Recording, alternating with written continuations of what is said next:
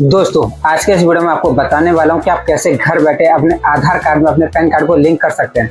अगर अभी तक आपने अपने आधार कार्ड को अपने पैन कार्ड के साथ लिंक नहीं किया है तो आपका अकाउंट होल्ड भी हो सकता है और आपका जो पैन कार्ड है वो इनएक्टिव भी हो सकता है। तो इनकम टैक्स डिपार्टमेंट ने इस पोर्टल को भी काफ़ी चेंज कर दिया है, यानी कि अब आपको इस पोर्टल में भी काफ़ी चेंजेस देखने को मिलेंगे। अब आपको इसमें क्या क्या डॉक्यूमेंट लगेगा, कैसे आपको इसमें लिंक करना है, क्या आपको इसमें चार्जेस देना पड़ेगा, ये पूरा वीडियो के माध्यम से हम आपको बताने वाले हैं। तो वीडियो बड़े काम का होने वाला है। मैं दर्शक बंसल, स्वागत है आपका बंसल जी टेक इन्फो में। तो चलिए वीडियो को शुरू करते हैं। सबसे पहले आपको गूगल क्रोम को ओपन करना है। ओपन करने के बाद यहाँ पे आपको सर्च करना होगा incometax.gov.in। तो जो ऑफिशियल पोर्टल है आ जाएगा। लिंक हमने वीडियो के डिस्क्रिप्शन में भी दे रखा है, जहाँ से भी आप डायरेक्टली यहाँ पर आ सकते हो।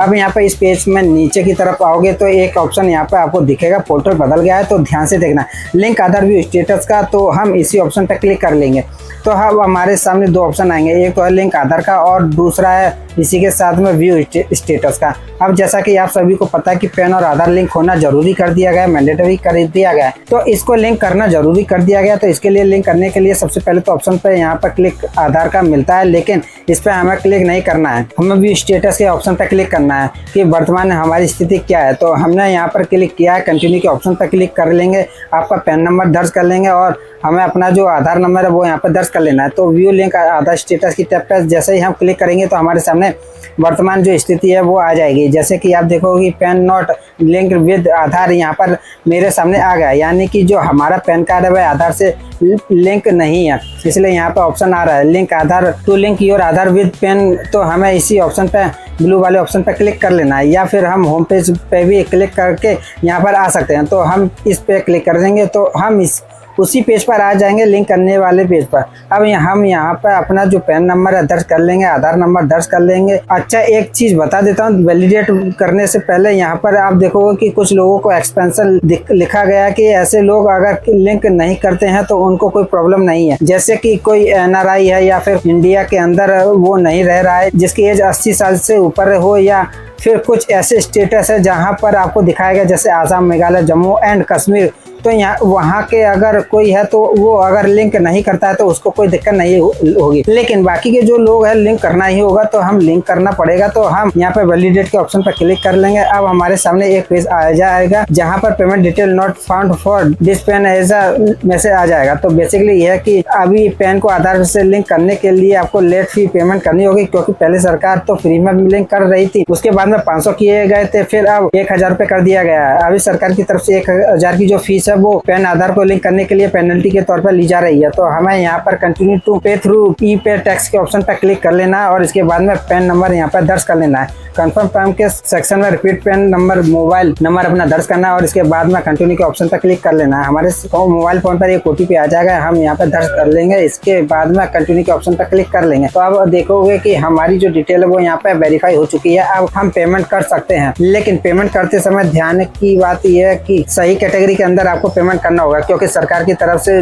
जो कहा गया है लेट फी का पेमेंट करने के लिए, तो अदर हेड के अंदर 500 के अंदर पेमेंट करना है तो वो कहाँ से आएगा। आपको इनकम टैक्स सबसे पहले तो सेलेक्ट कर लेना है और इसके बाद में असेसमेंट ईयर लेटेस्ट आपको सेलेक्ट कर लेना है। यह थोड़ा सा कंफ्यूजन लगता है, लेकिन अभी लेटेस्ट जो फाइनेंशियल ईयर आया है इसके बाद में ये सब चीज़ कंफ्यूजन दूर होने वाला है। तो लेटेस्ट जो भी आपको यहाँ पर दिखता है वही आपको सेलेक्ट कर लेना है, और कि आपका जो क्योंकि फाइनेंशियल ईयर 1 साल आगे चलता है तो इसी वजह से यहाँ पर लोगों को कंफ्यूजन होता है। तो जो भी लेटेस्ट दिखे वो आपको लेटेस्ट सेलेक्ट कर लेना है और इसके बाद में आप सभी को नीचे की तरफ आप देखोगे कि वर्तमान जो फाइनेंशियल ईयर होगा वो यहाँ पे सेलेक्ट हो करके आ जाएगा। इसके बाद में आप सभी लोग देखोगे यहाँ पर हमें सिलेक्शन करना है कि हमें अपना जो पेमेंट है वो किस कैटेगरी के अंदर करना है। तो जैसे कि हमें 500 लेजर के अंदर पेमेंट करना है तो अदर रिसिप्ट वाला जो ऑप्शन दिख रहा होगा 500 लिखा गया है, तो ये हम सेलेक्ट कर लेंगे। जैसे हमने सेलेक्ट किया तो अब आप देखोगे कि सब टाइप ऑफ पेमेंट का एक ऑप्शन आ चुका है, या जहाँ पर आप किस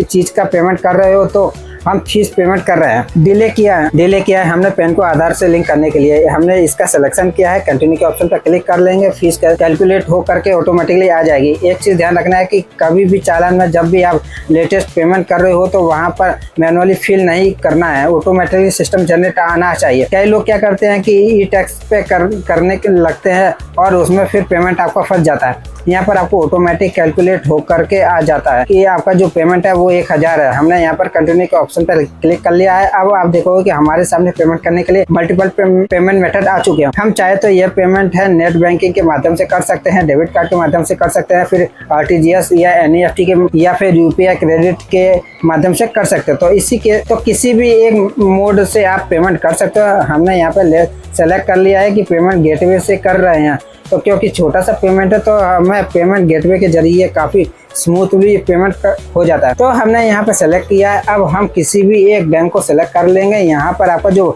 बैंक आता है वो किसी भी दूसरे बैंक के अंदर हो, ऐसा कोई दिक्कत नहीं है। यह सरकार ने इन बैंक के इंटीग्रेट कर रखा है कि इनके जरिए हम पेमेंट लेंगे। तो हम यहाँ पे अदर बैंक सेलेक्ट कर सकते हैं। इसमें कि कई सारे बैंक के नाम दिखेंगे, सेलेक्ट करेंगे, इसके बाद में कंटिन्यू करेंगे और यहाँ पर पे नाउ के ऑप्शन पर क्लिक कर लेंगे, आई एग्री करेंगे और सबमिट टू बैंक के ऑप्शन पर क्लिक कर लेंगे। तो यहाँ पर आप सभी के सामने बैंक का पेज आ जाएगा, जहाँ पर एक्सिस बैंक मेरे केस में खुला हुआ है, लेकिन आपको घबराने की जरूरत नहीं है। आप पेमेंट SBI से भी कर पाओगे या फिर PNB में खाता है उसमें भी आप कर सकते हो। हम यहाँ पर टर्म एंड कंडीशन को एक्सेप्ट कर देंगे। इसके बाद में रेजर पे के ऑप्शन पर क्लिक करेंगे तो यहाँ पर आपको UPI वाला जो ऑप्शन है मिल जाता है, के जरिए QR कोड आप स्कैन करोगे या फिर मैन्युअली भी आप अपनी UPI ID एंटर कर सकते हो। तो हमने QR कोड स्कैन कर लिया है। तो यहाँ पर आप ये जो पेमेंट है जब भी आप कर रहे हो तो एक चीज ध्यान रखना है कि पेमेंट करते वक्त इस पेज को ना ही आपको बैक करना है और ना ही क्लोज करना है, क्योंकि जब आप पेमेंट करते हो तो थर्ड पार्टी पेज पर होता है और इसके बाद में यह इनेशन ले जाकर के गवर्नमेंट की पोर्टल पर देता है। लेकिन अगर आपने इसको रिलोड कर दिया तो इसकी जो कोडिंग है इसके अंदर चेंज हो जाती है, फिर इस आपका जो पेमेंट है वह फंस जाता है। तो उस केस में आपको प्रॉब्लम आ सकती है। लेकिन आपको ध्यान से करना है कि आपका जो पैसा है वो फंसे नहीं। इसी वजह से 2 से 3 मिनट के अंदर ही ये जो पेमेंट है कर देना है। अगर ज्यादा टाइम हो गया तो रिलोड करके पूरा प्रोसेस ऐसे करके आना और फिर जाकर के पेमेंट करना। यहाँ पर हमने पेमेंट किया है, ऑटोमेटिकली आप देखोगे पेमेंट हमारे सक्सेसफुली हो चुका है और इसी के साथ में हमारे सामने एक चालान जनरेट होकर के आ चुका है। अब यह जो चालान है इसके अंदर सारी पेमेंट की डिटेल हमारी मेंशन करके आई गई है। इसके अंदर BSR कोड जो जरूरी लगता है वह भी यहाँ पर मेंशन किया गया है। अब पेमेंट करने के बाद में हमें यह जो पाउची स्लिप है डाउनलोड करके रख लेना है। अच्छा, एक चीज बता देता हूँ कि बहुत सारी जगहों पर होता है कि पैसे हमने दे दिए है, सरकार का काम खत्म हो गया, क्योंकि पेनल्टी हमने भर दिया, लेकिन पैन आधार लिंक करने के केस में ऐसा नहीं है कि आपका पेमेंट करने के बाद में कुछ ऐसे स्टेप है जो आपको उठाने होते हैं, नहीं तो आपका जो पैन है आधार से अभी लिंक नहीं होगा, भले ही आपने फीस पर पेमेंट कर दिया हो। जी हाँ दोस्तों, अब आपको करना यह है कि यह तो सबसे पहले चालान आपने डाउनलोड करके रख लेना है। होम पेज पर दोबारा से आना है और इस बार आपको दोबारा से उसी ऑप्शन पर क्लिक करना है कि लिंक आधार व्यू स्टेटस के ऑप्शन पर, और इस बार हमें लिंक आधार के ऑप्शन पर दोबारा से क्लिक करना है। हम पैन नंबर, आधार नंबर सेम ऐसे दर्ज करेंगे और वैलिडेट के ऑप्शन पर क्लिक करेंगे। तो पहले जैसे कि आपने देखा था कि हमारे सामने मैसेज आ रहा था कि पेमेंट डिटेल नॉट फाउंड, अब हमारे सामने मैसेज आ चुका है कि जहां पर पेमेंट रिकॉर्ड इनको मिल चुके हैं कि BSR कोड यहाँ पर आ चुका है, चालान का जो सीरियल नंबर है वो भी यहाँ पर आ चुका है। तो यही तो हमें चाहिए था। तो ये जो चीज है ध्यान रख लेने वाली है, कई लोगों को यह मैसेज तुरंत नहीं आएगा, इसमें 2 से 4 घंटे भी लग सकते, तो आपको वेट कर लेना है, पैनिक नहीं होना है। अगर उस दिन नहीं होता है तो नेक्स्ट डे जरूर अपडेट हो जाता है, तो 24 घंटे भी आप वेट करके कर सकते हो। हमने यहाँ पर कंटिन्यू के ऑप्शन पर क्लिक कर लिया है। तो अब हमसे यहाँ पर आधार पर हमारे नाम कैसा है वह मांगा जाएगा, तो सेम नेम वैसे दर्ज करना है और साथ ही में आपको अपना जो मोबाइल नंबर है वह दर्ज कर लेना। और यहाँ पर आप सभी से पूछा जाएगा कि 2 क्वेश्चन आते हैं कि आपके आधार पर केवल बर्थ ईयर है, तो अगर कोई आधार कार्ड ऐसा है, अब तो सभी आधार कार्ड पर डेट ऑफ बर्थ पूरी होती है। पुराने आधार कार्ड के किसी भी सीनियर सिटीजन के पास में अगर है तो उनके आधार कार्ड पर देख लेना। अक्सर होता यह है कि पुराने आधार कार्ड पर पहले ईयर ही रहता था, तो अभी फुल डेट ऑफ बर्थ आ गई है, नहीं है किसी के पे, तो ऐसे में टिक कर लेना है, नहीं तो लिंकिंग में इशू आ सकती है। दूसरा है टर्म एंड कंडीशन को एक्सेप्ट करने का पहला तो वाला जो ऑप्शन है वह सभी को सेलेक्ट नहीं करना है, जिस पे ईयर केवल है उनको सेलेक्ट करना है। नीचे वाले ऑप्शन पे सभी को टिक करना है और लिंक आधार के ऑप्शन पर क्लिक कर लेना है। तो अब आपके फ़ोन पर एक वेरिफिकेशन के लिए OTP जाएगा और वो OTP यहाँ पे आपको दर्ज कर लेना है, वैलिडेट के ऑप्शन पर क्लिक कर लेना है। तो इस तरीके से आप अब देखो कि पैन का आधार से लिंक करने की जो रिक्वेस्ट है वह सफलतापूर्वक रजिस्टर हो चुकी है। तो इसी के साथ में हमारे सामने कंफर्मेशन का जो मैसेज है वह आ चुका है, लेकिन लिंक होने के बाद में सभी स्टेटस हमें चेक करना है। ऐसा यहाँ पर बोला गया है कि क्योंकि लिंक होने के बाद में अभी यह जो स्टेटस है वो अपडेट होगा, इसमें भी 1-1.5 घंटे से 2 घंटे तक का समय लग सकता है। अब आपको दोबारा से उसी मेनू में आना है और यहाँ पर व्यू स्टेटस के ऑप्शन पर क्लिक करना है। पैन नंबर, आधार नंबर दर्ज करोगे और व्यू लिंक आधार स्टेटस के टैब पर क्लिक करोगे तो इस बार आपका जो पैन नंबर है और आधार नंबर है दिखेंगे और दोनों ऑलरेडी लिंक है। यहाँ पर आपको देखोगे कि मैसेज ऐसा आ चुका है। तो अब आपको कोई चिंता करने की जरूरत नहीं है, आपका जो पैन कार्ड है वह आधार कार्ड से लिंक हो चुका है। बिना किसी परेशानी आगे भी अब आप अपने पैन कार्ड को इस्तेमाल कर सकते हो। तो देखा आपने, यह रहा कंप्लीट प्रोसेस। इस तरीके से हमने अपने पैन कार्ड को अपने आधार कार्ड के साथ लिंक कर लिया। तो इस तरह से आप अपने पैन कार्ड को अपने आधार कार्ड के साथ लिंक कर सकते हैं। तो ये वीडियो उन लोगों तक शेयर करिए जिन्होंने अपना अभी तक आधार कार्ड को पैन कार्ड के साथ लिंक नहीं किया है, ताकि वो भी उससे होने वाली समस्या से बच सके।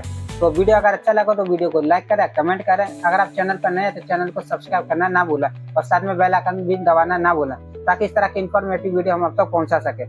मिलते हैं अगले वीडियो में, तब तक के लिए धन्यवाद।